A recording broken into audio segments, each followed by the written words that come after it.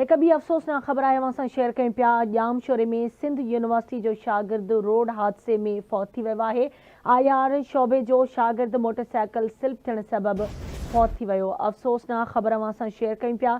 जामशोरे में सिंध यूनिवर्सिटी जो शागिर्द रोड हादसे में फौत थी वियो आहे। आईआर शोबे जो शागिर्द मोटरसाइकिल स्लिप थियण सबबि फौत थी वियो। अफ़सोसनाक ख़बर असां शेयर कयूं पिया।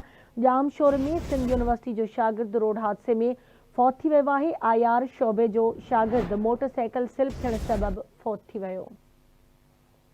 जी बिल्कुल, जामशोरो भरिसां सिंध यूनिवर्सिटी जो शागिर्द रोड हादसे में फौत थी वियो आहे। मां ॿुधाईंदो हलां त कोटड़ी बैराज वटि हैदराबाद खां जामशोरे तरफ़ मोटरसाइकिल ईंदड़ सिंध यूनिवर्सिटी जे इंटरनेशनल रिलेशन शोबे जो शागिर्द साजिद पुट अलीबख्श बुलेदी जो अणॼातल गाॾी सां टकर थी पियो, जंहिंजे नतीजे में हुन दम ॾिनो। संदसि दोस्तनि मूजिबि साजिद बुलेदी लाड़काणे वञण लाइ कासमाबाद मां जामशोरे तरफ़ अची रहियो हुयो त जेको आहे कंहिं कुते सां मोटरसाइकिल सां टकराइजी वई, जंहिं करे रोड ते किरी ज़ख़्मी थी पियो। कंहिं ज़ख़्मी हालत में अणॼातल माण्हुनि लम्स अस्पताल पहुचायो, जिते हुन दम ॾिनो आहे। मां ॿुधाईंदो हलां त फौती नौजवान कासमाबाद में शागिर्दनि जी हॉस्टल हलाईंदो हुयो।